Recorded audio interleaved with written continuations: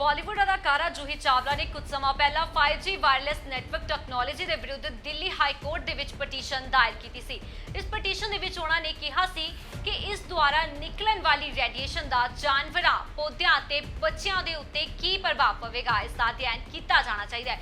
ਜੂਹੀ ਦੀ ਇਸ ਪਟੀਸ਼ਨ ਨੂੰ Delhi high court ਨੇ ਫਟਕਾਰ ਲਗਾਈ ਅਤੇ ਖਾਰਿਜ ਵੀ ਕਰ ਦਿੱਤਾ ਸੀ। ਉਸ ਤੋਂ ਬਾਅਦ ਅਦਾਕਾਰਾ ਨੂੰ 20 ਲੱਖ ਰੁਪਏ ਦਾ ਜੁਰਮਾਨਾ ਤੱਕ ਵੀ ਲਗਾ ਦਿੱਤਾ ਸੀ।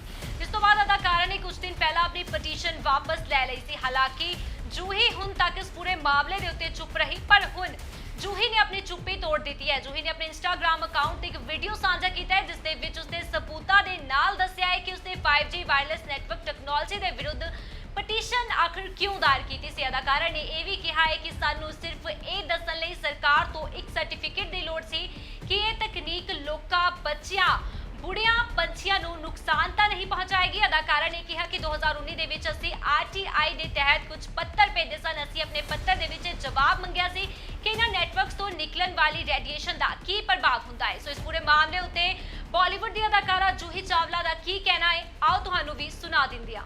कुछ समय पहले जब हम दिल्ली हाई कोर्ट गए तो हमारी मांग थी टू सर्टिफाई टू अस, यानी कि हमें सर्टिफाई करके दीजिए कि and therefore to the public at large कि 5G टेक्नोलॉजी सेफ है टू ह्यूमन काइंड, आदमी, औरत, बड़े, छोटे बच्चे और भी एकदम छोटे से बच्चे, एनिमल्स यानी पशु, पक्षी and every type of living organism.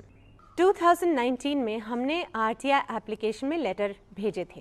RTI यानी राइट टू इन्फॉर्मेशन एक्ट, और इसके अंदर भारत का कोई भी नागरिक अपना सवाल भेज सकता है और उसे सीधा और सच्चा जवाब मिलता है।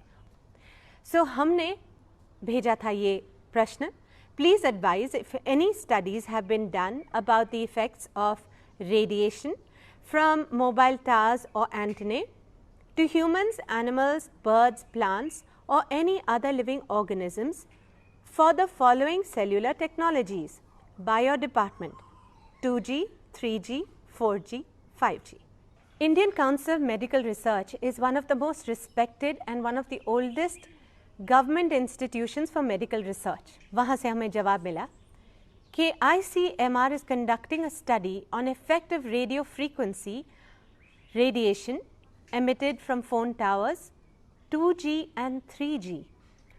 हमने वही सवाल science and engineering research board of India को भेजा और वहाँ से हमें जवाब मिला, no studies supported by SERB have been conducted specifically on the effect of 2G, 3G, 4G and 5G cellular technologies on humans, animals, birds, plants or any other living organisms.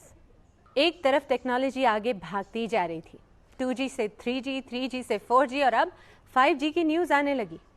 2020 में हमने फिर से RTI एप्लीकेशन में लिखा और यही वापस पूछा, specific details of information required, studies done on effects of radiation from mobile telephony, antennae and towers on human beings, animals, plants or any other living organisms by any department of the government of India. हमें पत्र मिला again Science and Engineering Research Board से. As the projects under this program are sensitive in nature, the generated data outcomes from the projects require exhaustive review and validation. No such reports are available in public domain as yet. Also, these studies are not specific to 2G, 3G, 4G or 5G and CDMA cellular technologies. यानी कि वो studies इन पर तो नहीं हो रही थी। हमने जो सवाल दिल्ली में उठाए उनके जवाब हमारे हाथ में थे।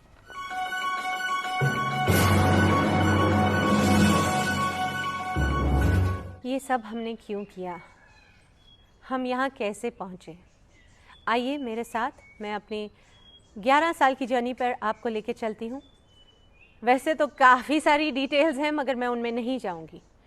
मैं सिर्फ मोटी मोटी बातें करूँगी जो हुई और जो बहुत इम्पोर्टेंट थी।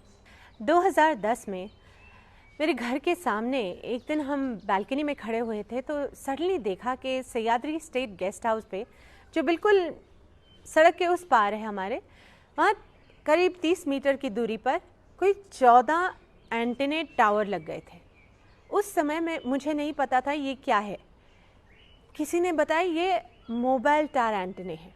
अच्छा, उस समय तहलका मैगज़ीन में फ्रंट पेज स्टोरी थी ऑन दिस वेरी टॉपिक, और उसमें लिखा था Tehlka's first ever survey of cell tower radiation in Delhi sounded alarm bells across India. The findings in Mumbai are even more chilling. और अंदर बहुत बड़े बड़े लोगों ने रेडिएशन के बारे में लिखा हुआ था।